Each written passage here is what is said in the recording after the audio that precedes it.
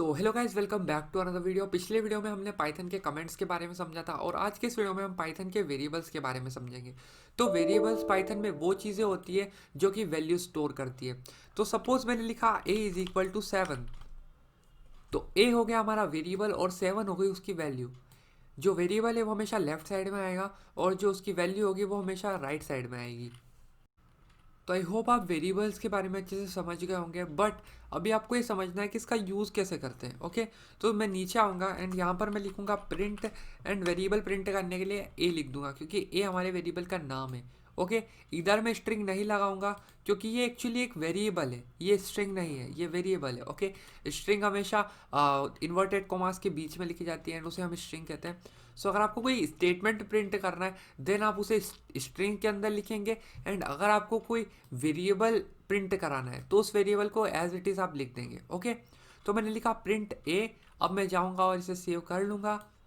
अब मैं जाऊंगा अपने फोल्डर पे एंड मेरी फाइल जहाँ पर है उस फोल्डर में जाकर कमांड प्रॉम्प्ट रन करके लिखूँगा पाइथन और मेरी फाइल का नाम, तो मेरी फाइल का नाम है variables dot P Y. So variables dot P Y, dot P Y क्यों? क्योंकि पाइथन का एक्सटेंशन है। डॉट पी वाई नहीं लगाएंगे तो पाइथन नहीं समझेगा कि इस फाइल को प्रिंट करना है, सॉरी इस फाइल को रन करना है। मैं एंटर करूँगा तो आप देख सकते हो हमारा आउटपुट आ चुका है 7। अब 7 जो आया क्योंकि प्रिंट देखा, सबसे पहले पाइथन ने देखा प्रिंट क्या करना है भैया, ए करना है। ओके, ए कहाँ है? ए जस्ट इसके ऊपर जाएगा, वो जितना ऊपर हो सकेगा। जहाँ पर जब तक उसे ए नहीं मिलेगा तब तक जाएगा वो ऊपर, और वहाँ पर वो देखेगा ए और फिर वो देखेगा 7। तो ए की वैल्यू उसे समझ आ जाएगी भैया इसकी वैल्यू है 7, तो 7 प्रिंट कर दिया उसने। सपोज अब मैंने लिख दिया नीचे साइड आके ए इज इक्वल टू सब्सक्राइब। ना अब आप बताओ कि क्या प्रिंट करेगा। मैंने जैसे आपको बताया था कि ए है तो सबसे ऊपर जाएगा एंड देखेगा। मान लो यहाँ पर बहुत सारा कोड लिखा है, बहुत बहुत सारा कोड लिखा है। ओके, ये सब तो ठीक है, वो लिखा है वो सब ठीक है, लेकिन जब वो प्रिंट ए देखेगा तो सबसे पहले ढूंढेगा कि भैया ए कहाँ मिलेगा। उसे यहाँ ए मिल गया, बस वो इससे ऊपर नहीं जाएगा। उसे दिख गया ए की वैल्यू सब्सक्राइब, तो सब्सक्राइब प्रिंट कर देगा। मैं आपको एग्जांपल बता देता हूँ एक बार रन करके। Okay, save and Python variables dot P Y, तो देखो आप सब्सक्राइब लिखा आ गया। तो इसका मतलब ये है ना कि पाइथन के वेरिएबल की वैल्यूज चेंज हो सकती है, इसकी कोई परमानेंट वैल्यू नहीं हो सकती। आप कोई भी वैल्यू इसकी परमानेंट डिक्लेयर नहीं कर सकते। अब बात आती है कास्टिंग की। तो कास्टिंग के लिए हमें सबसे पहले समझना पड़ेगा इंट और फ्लोट क्या होता है। सपोज मैं लिखता हूँ A is equal to 7 and यहाँ पर B is equal to 7 and C is equal to 7। Okay, आपको पता है स्ट्रिंग क्या होती है? स्ट्रिंग वो चीज़ होती है जो इन्वर्टेड कोमास के अंदर लिखी जाती है। इसके अंदर अगर मैं 7 लिखता हूँ तो स्ट्रिंग हो जाएगी। ये हमारी 7 स्ट्रिंग बन चुका है। ओके, इसके बाद आता है इंटीजर। इंटीजर क्या होता है? इंटीजर वो वैल्यू होती है जिसमें डेसिमल नहीं होता है। डेसिमल मतलब पॉइंट और उसके बाद की वैल्यूज। ओके, और फ्लोट वो वैल्यू होती है जिसमें डेसिमल होता ही होता है, चाहे नहीं होगा डेसिमल। मान लो ये 7 है ना, तो अपने आप 7.0 में कन्वर्ट हो जाएगा। तो ये होती है फ्लोट। अब मैं काम करने वाला हूँ, मैं इसे अलग अलग जगह प्रिंट करने वाला हूँ। सो प्रिंट ए, फिर मैं जाऊँगा नीचे प्रिंट बी, एंड देन मैं वापस नीचे जाऊँगा, सॉरी प्रिंट सी। ये अपने आप मुझे रिकमेंड कर देता है, सो मुझे ज़्यादा टाइप करने की ज़रूरत नहीं पड़ती। ओके, मैं इसे सेव करूँगा।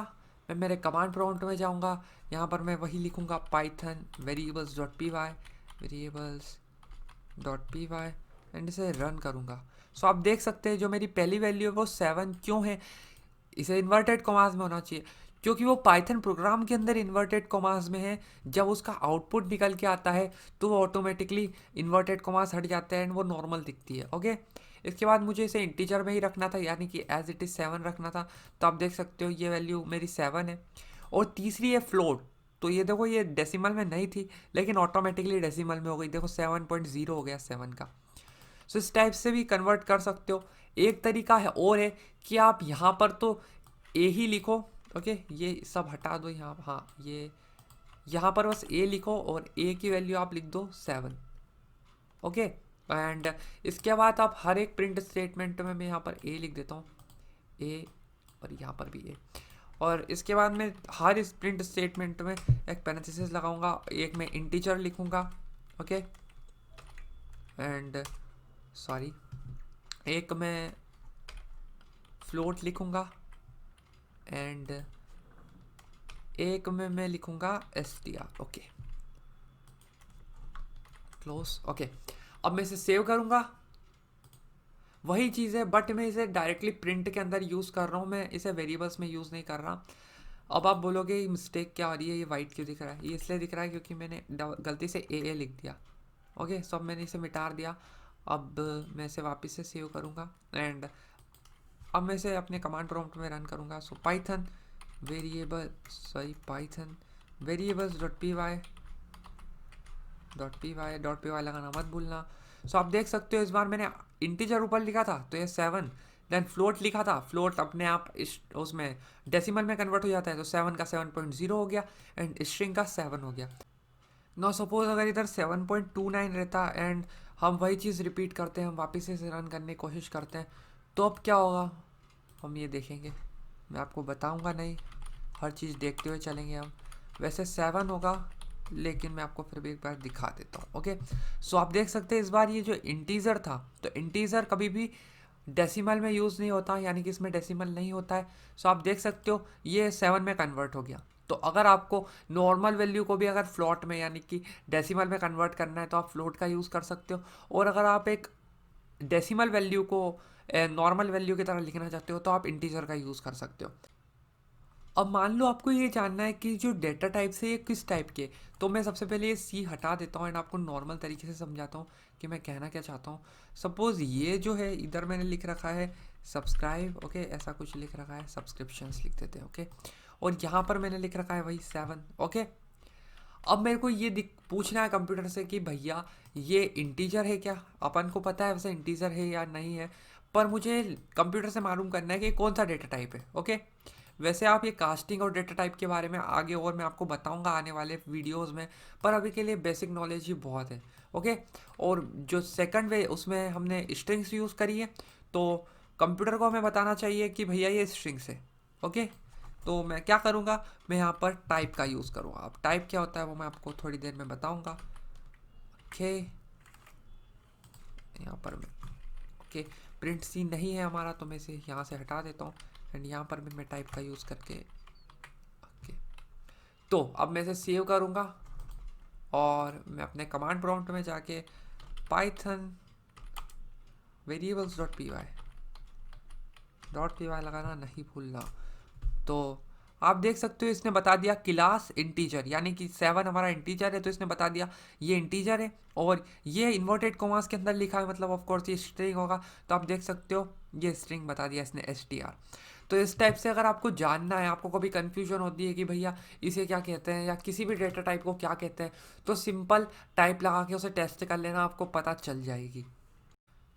तो आपने अगर अलग अलग प्रोग्रामिंग लैंग्वेजेस सीखी है तो आपको पता होगा कि अलग अलग टाइप के इन्वर्टेड कोमास यूज़ होते हैं, या तो सिंगल इन्वर्टेड कोमा यूज़ होता है या डबल इन्वर्टेड कोमा यूज़ होता है स्ट्रिंग्स के लिए। ओके, तो पाइथन एक ऐसी लैंग्वेज है जहाँ पर आपका जो मन हो वो यूज़ कर सकते हो। मैं personally single inverted coma use करता हूँ, पर मैं आपको रिकमेंड करूँगा आप डबल इन्वर्टेड कोमास यूज़ करो ताकि आपकी बाकी प्रोग्रामिंग लैंग्वेज से भी बन सके। ओके, सो अगर मैं सब्सक्रिप्शंस को ये सिंगल इन्वर्टेड कोमास के अंदर ना लिख के, इसे भी मैं यहाँ से हटा दूंगा, और इसे अगर मैं डबल इन्वर्टेड कोमास के अंदर लिखता हूँ कुछ, तो ये वैसे ही ट्रीट होगा जैसे सिंगल इन्वर्टेड कोमास के साथ होता है। ये अभी भी स्ट्रिंग है, तब भी एक स्ट्रिंग था। ओके, अब एक और चीज़ होती है वेरिएबल में, सपोज अगर मैं यहाँ पर ए लिखा है और अगर मैं इसे ए से रिप्लेस कर दूँ, ओके, ये मैंने यहाँ पर कैपिटल ए लिख दिया, तो ये कैश सेंसिटिव लैंग्वेज है पाइथन, तो ये ए अलग है और ये ए अलग है, ये दोनों अलग अलग ट्रीट होंगे।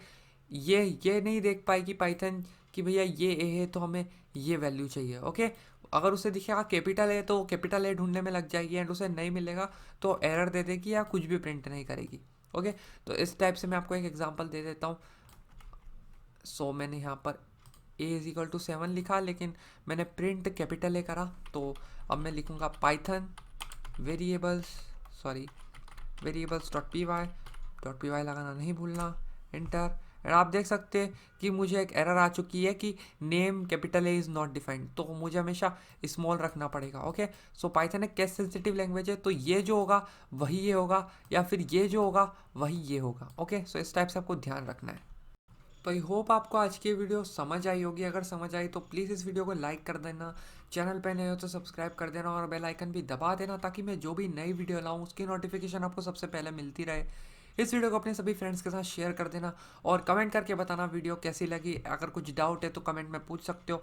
तो मैं मिलूंगा आपसे नेक्स्ट वीडियो में। Till then bye.